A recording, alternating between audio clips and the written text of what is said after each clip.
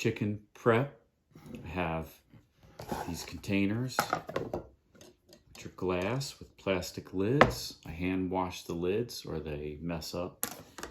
And I have chicken from fully pastured and rotationally grazed. I'm really into the rotational grazing, which means they move them to a different spot every day in portable like cages, or not cages, but little houses. And it's called rotational grazing or regenerative farming. And there's a lot from Joel Salatin on this. If you Google or YouTube him, and he's got a farm called Polyface Farms in Swoope, Virginia, which is in the Shenandoah Valley and really beautiful. I went there for his 2-hour tour. Is really awesome. So anyway, the no soy feed, no GMO feed. And these chickens are mostly eating off of a different spot in the field every day, which if you do this with all your livestock, regenerates the soil. That's why they call it regenerative farming. It actually improves the soil. So if you eat this kind of food, which I'm all into, and buy your stuff from farmers who don't use any chemicals and graze their animals, it's not true in this case that this destroys the planet or whatever, and eating meat is bad for the planet like a lot of people say. That may be true for factory farmed CAFO or confined animal feeding operations. But actually what's making the soil depleted and like a desert is the mass farming that's going on in fields. It's depleting the soil, and they're having to add a lot of chemicals to it or fertilizers, and you don't have to do any of that when you do regenerative farming. So I have this fish fillet knife that I keep like sharp as a razor, and it's very good for removing the skin. And all I do normally is remove the skin, because that is really, for me at least, too tough to eat. I really do like the skin when the chicken is cooked, and I do eat cooked chicken, cooked lightly sometimes.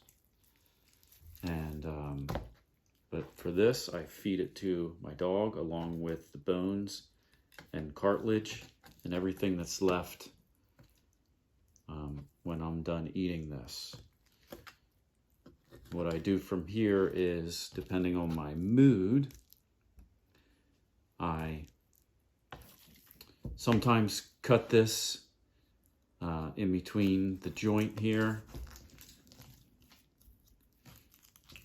So find where that joint is and try to go through it. Normally it's a little bit easier than that. Okay, there we go.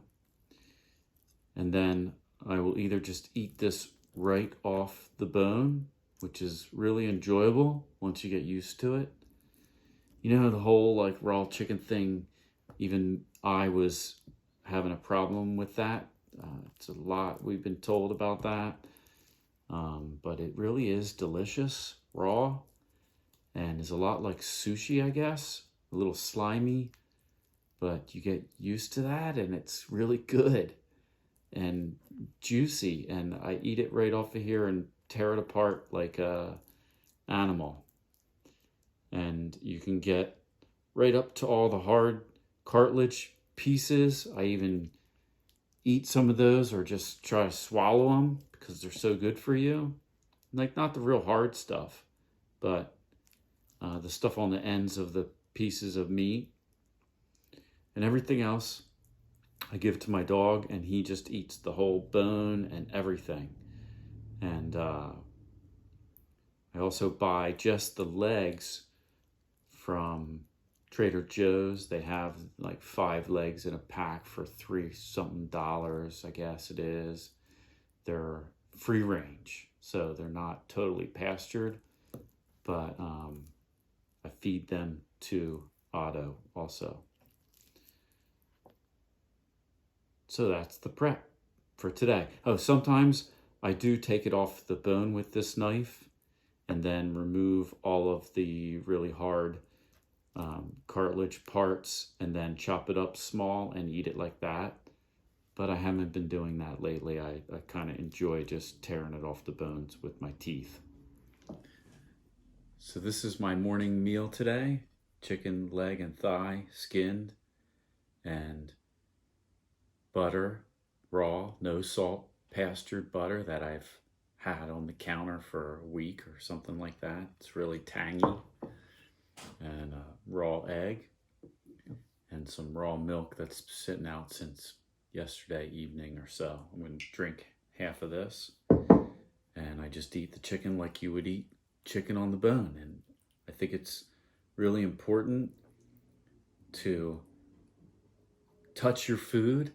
And a friend of mine told me that digestion begins in your hands, and I found it to be really true, that when you touch it, it starts something in you, and it just puts you more in touch with your food.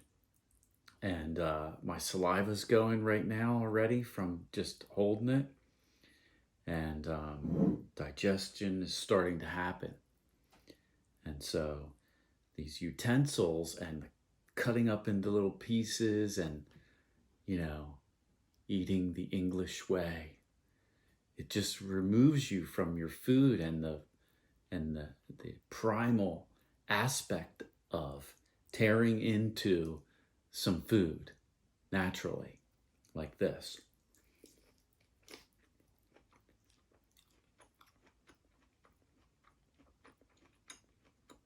And the soft stuff right up by the bone is like really good.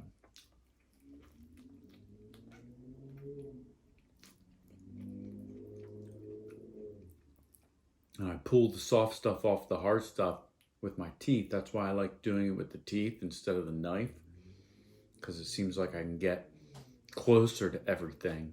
And I think those bits right up against the bone and right up against the cartilage and stuff like that are some of the most nutritious and taste the best. So I just take the butter in my hand. Again, I get to feel the softness of the butter, and it's like I'm experiencing that as part of the eating and part of the enjoyment. Roll it in a little ball if I want. Swish it around my teeth and my mouth. All right, my dog's crying to get in. I got it. This is what Otto does.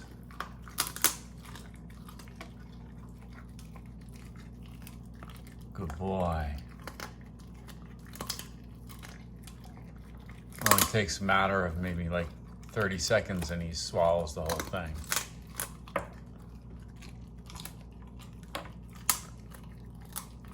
So I feel like also I'm using the whole, animal. It's being respectful of nature and economical. He's getting all that raw bone marrow. It's really good to use the whole thing. Whereas when I cook it, throw away the bones because they splinter in the stomach or intestines, possibly. So I don't feed him cooked bones, just the raw ones. He loves them. It's his favorite thing. Good boy.